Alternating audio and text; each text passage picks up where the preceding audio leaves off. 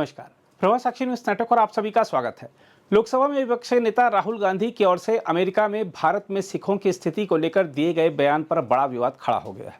देश भर में समाचार मिल रहे हैं कि सिख समुदाय विभिन्न जगहों पर राहुल गांधी की टिप्पणी के विरोध में प्रदर्शन कर रहा है। हम आपको बता दें कि राहुल गांधी ने कहा था कि लड़ाई इस बात की है कि क्या एक सिख को भारत में पगड़ी या कड़ा पहनने का अधिकार है या नहीं, या एक सिख के रूप में वह गुरुद्वारा जा सकते हैं या नहीं। लड़ाई इसी बात के लिए है और यह सभी धर्मों के लिए है। देखा जाए तो राहुल गांधी विदेश में संवेदनशील मुद्दों पर बोलकर खतरनाक विमर्श करने का प्रयास कर रहे हैं। राहुल गांधी की टिप्पणी को सिख समुदाय खुद भयावह बता रहा है, क्योंकि उन्होंने अपनी रोटियां सेकने के लिए विदेशों में रह रहे सिख समुदाय के सदस्यों के बीच झूठ फैलाने की कोशिश की है। राहुल गांधी को कांग्रेस के शासनकाल में हुए 1984 के सिख विरोधी दंगों को याद करना चाहिए। हमारे इतिहास में अगर कोई समय रहा है जब एक समुदाय के रूप में सिख समुदाय ने चिंता, असुरक्षा की भावना और अस्तित्व के खतरे को महसूस किया है, तो वह समय था जब राहुल गांधी का परिवार सत्ता में था। वर्ष 1984 में सिख समुदाय के खिलाफ नरसंहार किया गया था। 3000 निर्दोष लोग मारे गए थे। लोगों को घसीटकर उनके घरों से बाहर निकाला गया था। उनके गले में टायर डालकर जिंदा जला दिया गया था। सिख समुदाय की स्थिति के बारे में भ्रम फैला रहे राहुल गांधी को पता होना चाहिए कि करतारपुर साहिब गलियारा और वीर बाल दिवस समेत सिख समुदाय की सभी लंबित मांगों को प्रधानमंत्री नरेंद्र मोदी के कार्यकाल में पूरा किया गया है। बहरहाल, जहां तक सिखों की ओर से राहुल गांधी के खिलाफ हो रहे प्रदर्शन की बात है, तो आपको बता दें कि बीजेपी दिल्ली के सिख प्रकोष्ठ ने राहुल गांधी के आवास के बाहर जमकर विरोध प्रदर्शन किया। वो विदेशी धरती में जाकर भारत को बदनाम करने की कोशिश करते हैं। मैंने कल कहा था कि यही बयान अलगाववादी यूज करेंगे।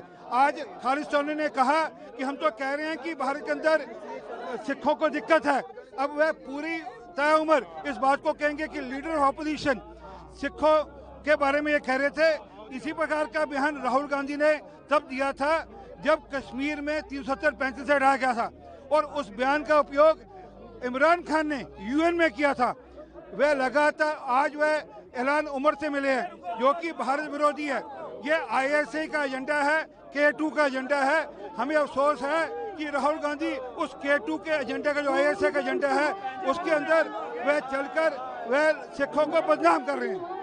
ये राहुल गांधी का अमेरिका की धरती पे सिखों के खिलाफ बयान देना बहुत बड़ा कांग्रेस का षड्यंत्र है। सिख हिंदुस्तान में खुश हैं, बिल्कुल ठीक ठाक है। राहुल गांधी पप्पू, उसको मैं चप्पल इसलिए दिखा रही हूँ, उसने सिख समाज का अपमान करा है और मोदी जी का कहता है कि मोदी जी अपमान कर रहे हैं। अबे पप्पू, तुझे संसद में बैठने का ढंग नहीं है। उसने विदेश में जाकर कहा कि सिखों के साथ यहाँ पर दोगला व्यवहार होता है। सिखों को पगड़ी नहीं बांधने दी जाती, सिखों को कड़ा नहीं पहनने दिया जाता, सिखों को गुरुद्वारे नहीं जाने दिया जाता। राहुल गांधी अपने पिता का समय भूल गए जब दिल्ली के अंदर 3000 से अधिक सिखों का कत्ल कराया था उसके पिता ने।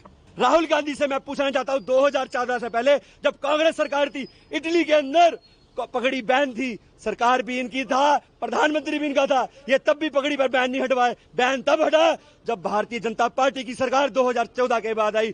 तो 1947 में जब इन्होंने विभाजन विभीषिका करा, तब भी सिखों के साथ इन्होंने कत्लेआम करा। इतिहास गवाह है कि ये गद्दार हैं, देश के गद्दार हैं। वहीं मध्य प्रदेश के इंदौर में भी सिखों ने राहुल गांधी के खिलाफ प्रदर्शन किया। देखिए, राहुल गांधी 3 दिन के अमेरिका प्रवास पर हैं, लगातार उलझुल बयान दे रहे हैं, भारत की छवि खराब करने का काम कर रहे हैं। लेकिन आज तो उन्होंने एक बड़ा बयान दिया है वर्जीनिया में। उन्होंने कहा कि भारत में इस बात की लड़ाई चल रही है कि सिख धर्म के व्यक्ति को गुरुद्वारे जाने की इजाज़त कब मिलेगी, उन्हें कड़ा पहनने की इजाज़त कब मिलेगी, उन्हें पगड़ी पहनने की इजाज़त कब मिलेगी। अब हमने तो पगड़ी भी पहनी हुई है, कड़ा भी पहना, और हमें गुरुद्वारे जाने से भी कोई रोक टोक नहीं है। तो इस तरह का झूठा बयान उन्होंने क्यों दिया? हमारी धार्मिक भावनाएं भी आहत की, हमारी छवि भी खराब करी और भारत की छवि भी खराब की है। न सिर्फ सिख धर्म के व्यक्ति को, बाकी हर धर्म के व्यक्ति को भारत में इजाज़त है अपने धर्म को मानने के लिए।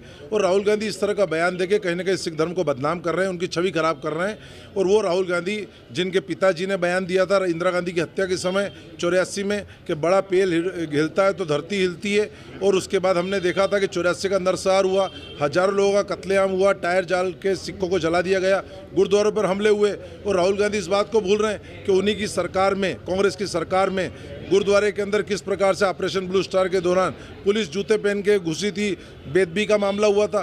राहुल गांधी ये सब भूलकर और आज नई बातें कर रहे हैं, जबकि भारत में सिखों को सम्मान मिल रहा है। सेना से लेकर कई पदों पे सिख समाज के लोग सुशोभित हैं। उनका बयान पूरी तरह से झूठा, भ्रामक है, सिख समाज की छवि खराब करने वाला है। इसको लेकर महामहिम राष्ट्रपति के नाम हमने ज्ञापन दिया है और मांग की है कि उनके ऊपर कड़ी से कड़ी कार्रवाई हो। हम चाहते हैं उन पर मुकदमा दर्ज हो। झूठा, भ्रामक, देश की छवि खराब करी, सिख धर्म की भावनाएं आहत हुई है, माफी भी मांगे और उन पर मुकदमा भी दर्ज हो।